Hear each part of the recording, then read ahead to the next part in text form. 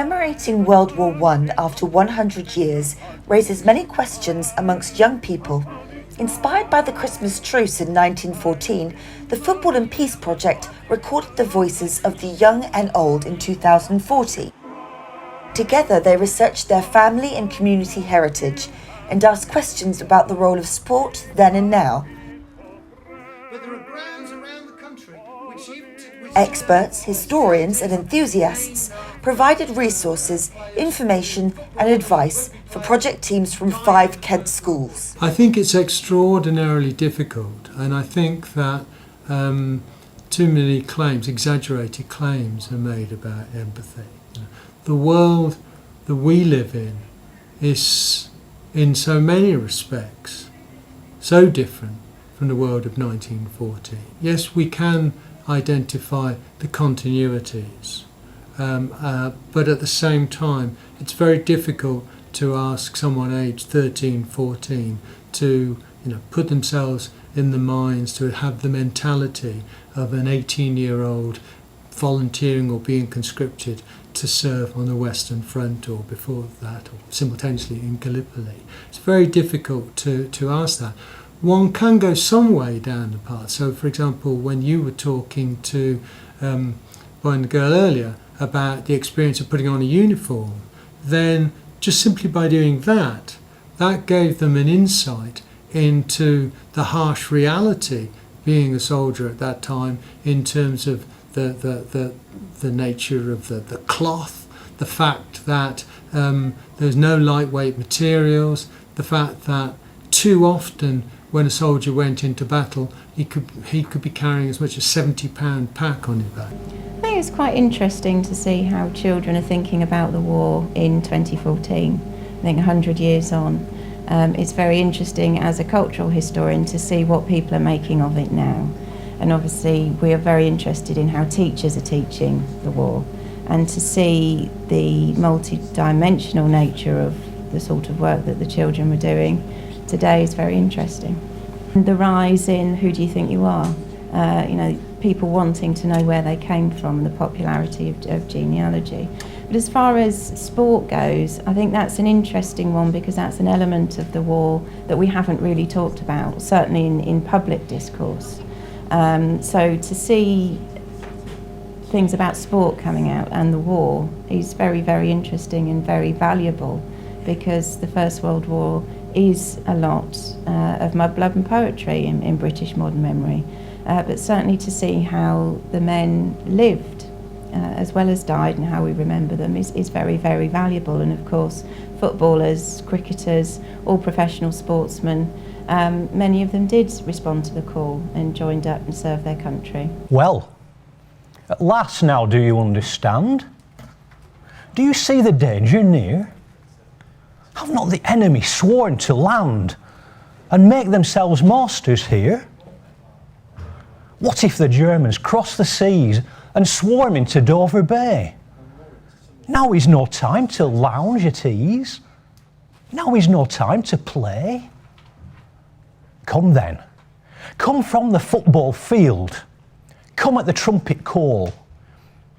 Will you sit and see your own side yield? And what if England fall? What is the time of the first air raid report that mentions captured enemy servicemen? The NCFA's Football and Peace Project is a cross-curricular project drawing history, sport, literacy, art and performance together.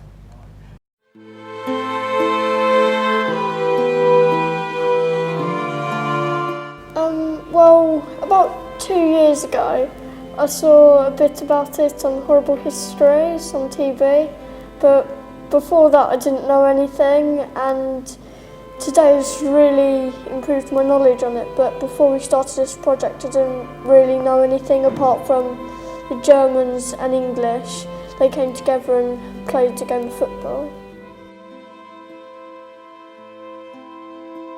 I do mainly football. I play for a Sunday league, and I do play various sports like rugby and cricket in my spare time, but my main one is football.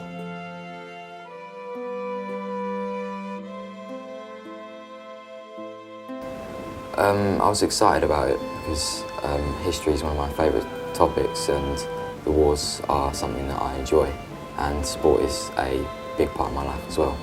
There's a letter here from Private Dixon of the Royal Warwickshire Regiment, who wrote, "Our trenches are only 80 to 100 yards from those of the Germans, and every morning we can see them fling water out, so their trenches must be worse than ours."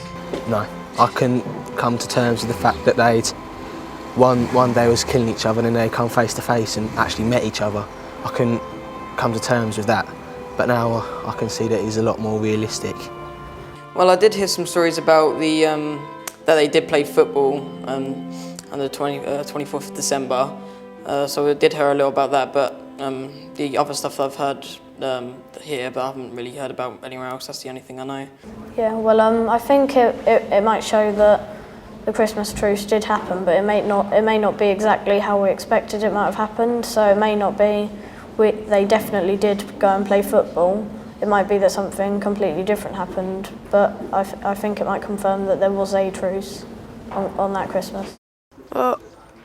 Yeah, some of me said I do believe it, but some of me doesn't believe it, because I reckon they could have joined up at Christmas, but to play football was pretty unbelievable, but it could have happened. And I mean, because football is back then football was quite popular sport and everyone loved it. Even in Germany people played it, so it was quite a popular sport around the world.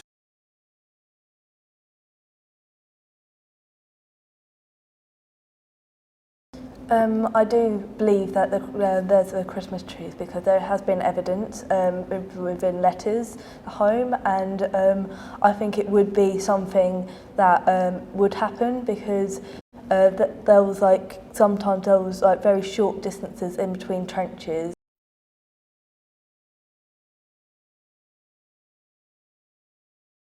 At first I thought it was I don't think it would have happened, but now I've understood all of it. I kind of know that it would have happened because of all the information that I've gotten from it and the details. That it was Christmas time and then most of them were missing their families, and football was a popular sport back then, and most of them came from little football teams and cricket teams, Pals Battalions, so that's probably why.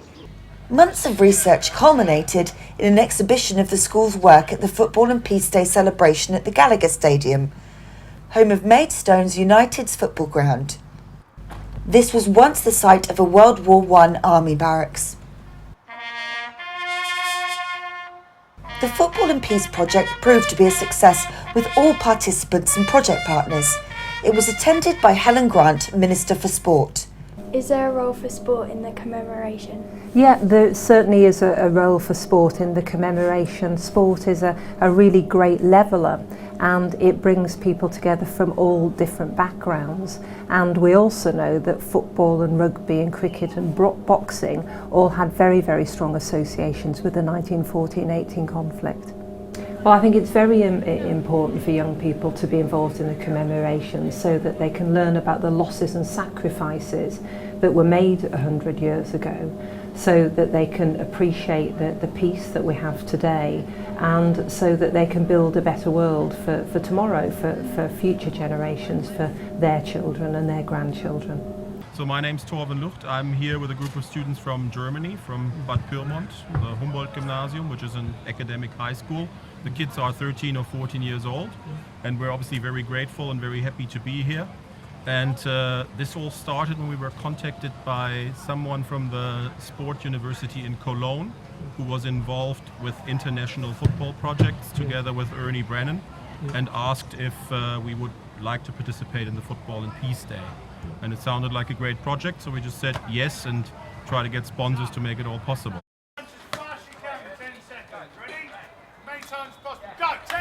The Peace Day celebration featured football, rugby, cricket and boxing, the four most popular sports written about in World War I. If those there today weren't mesmerised by some of the things, the facts that came out, I didn't know. And it was educational to me, what it did for them, and they've done projects on it. I mean, I enjoyed all the little exhibits that you got round the back and all dotted around the ground. Fantastic. And if kids can't learn from that, then there's something wrong with our system, because it is such a good way of putting it across and letting them know this is what went on, and it teaches them and different values, respect and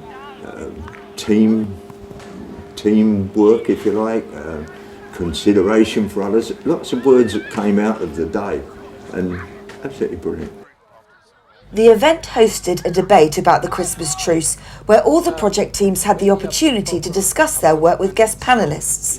Uganda, having participated backing up the British Army during the World War, we feel this is very relevant, and we are glad that we are part of this, because it's a very great project, very good history, and very good inspiration for our kids back home to have this opportunity. We should put our hands together for our three panellists. Emma Hammer, Don Mullen, and Ivan Kikembo. Christmas Day wasn't in an organised way, but in some ways the spontaneity of it is what's really beautiful, because I think that if it had been a truce imposed and agreed by the generals, it would only be a footnote. It's the fact that this came from the ground up and was ordinary soldiers and low-ranking officers. That's very inspiring, and we can learn so much from what those soldiers learned on that day, and that was, they were facing fellow human beings. They encountered their common humanity, and they found it very difficult to go back to actually killing fellow human beings, because the propaganda led them to believe they were fighting monsters on each side. So I think it's such a wonderful story. It's so rich in terms of the symbolism that's hidden within it. And you read the letters of the ordinary soldiers, and there you have a rich tapestry of human life and human emotions. And I thought today was very special. I have to thank the National Children's Football Alliance. I'm very proud to be a patron of the organisation, and it's wonderful to see the traction that it's getting, and I think this needs to be rolled out on a national level.